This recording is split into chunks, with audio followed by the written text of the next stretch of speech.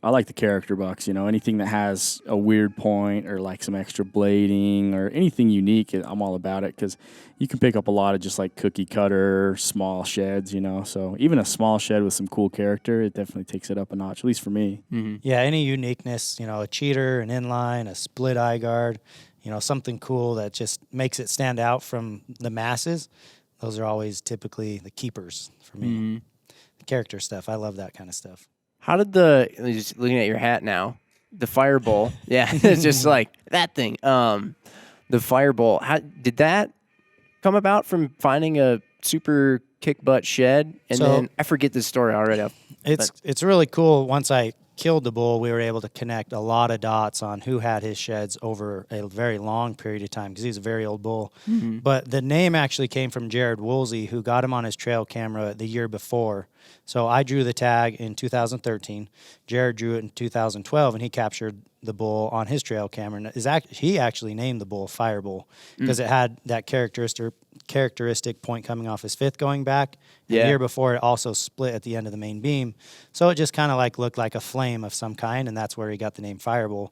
So the year I killed him and the year before, he had a very distinct extra off his fifth, and I think the 2 years before that he had that, but the earlier years he didn't. So as he got older, he started to get more character points, small little blades, stuff like that. That's cool. Yeah, it's really neat. So it's an iconic look. So on stuff like that, how does that go down when after you shoot a bull and everyone's like, oh yeah, I got these sheds, That's what I was going to ask. And like obviously those sheds mean more to you than anybody else at this point. So it's different with every situation. It was really cool when I killed this bull. Jared Woolsey, who had got the trail camera picture, had also found a set, I think, from 3 previous years before. Wow. So kind of cool is Jared killed a big bull he named Waldo, and I had a set off of him from about 2 years before. So between him and I, it was a very easy switch. It's like, that's your bull, that's my bull, we'll swap. There's the set that got found last year, and I'm sure those guys will never give it up. That was their pride and joy. It's really cool to see them pick it up, and they worked really hard to find them. There's 2 sets before that. A guy and his son found 2 sets, and I'm actually going to end up with one of them here shortly.